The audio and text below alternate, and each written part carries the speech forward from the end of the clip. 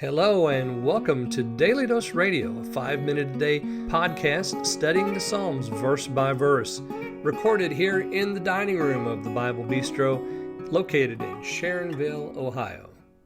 Hey there friends, welcome back to Daily Dose Radio here in the Bible Bistro. So today we're going to be looking at verses 18 and 19 here in Psalm 33. Now yesterday I mentioned that the answer to the question about trusting in the Lord is answered here.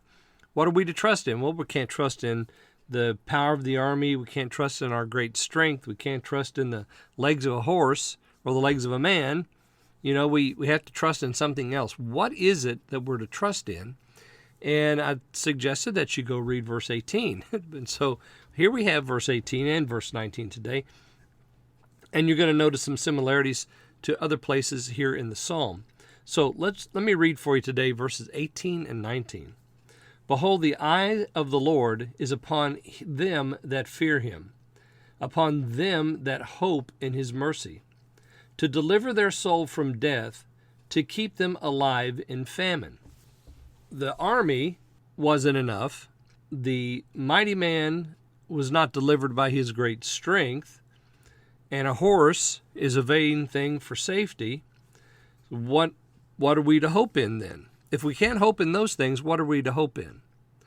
You know, there's a great deal of movement today towards what's called scientism, where we trust in science. Science is the great hope. It's the great hope of humanity. It's the great hope for all things.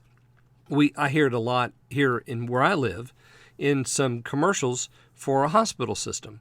They talk a lot about, in science lives hope. Well, that's absolutely the most ridiculous thing I have ever heard. It's a very religious statement, actually, when they make that claim that in science lives hope. Very religious statement, because it's obviously wrong, but it's placing hope, a religious idea, into the category of a scientific expectation. There is no hope in science, just as there's no hope in the strength of a mighty man.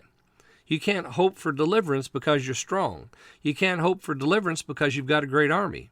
You cannot hope for deliverance because you've got a lot of horses that pull your wagons, or plow your fields. There's no hope there. It's very difficult for us to understand that, first of all, because we see those things and we realize the potential in those things.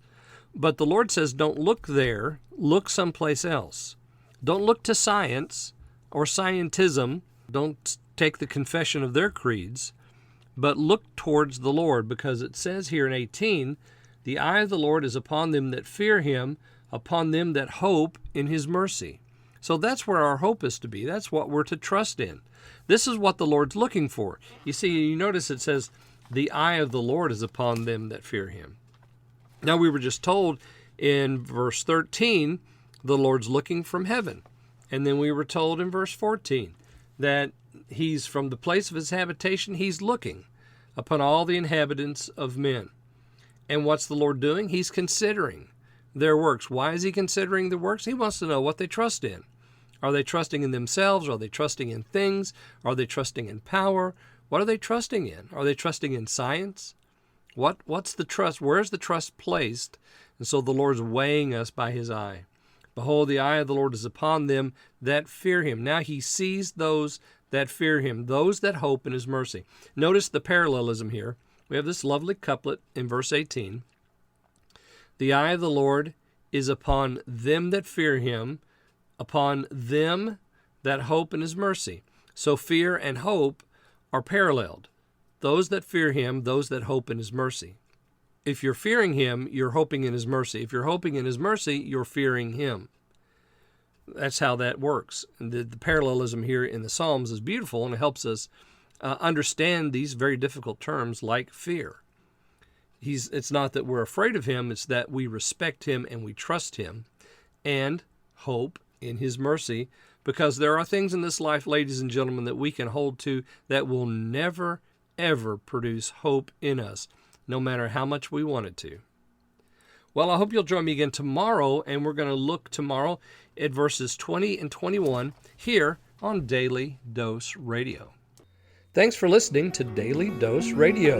For more fresh and delicious Bible studies, podcasts, books, and more, check out the Bible Bistro online and on YouTube. Join me again next time for Daily Dose Radio.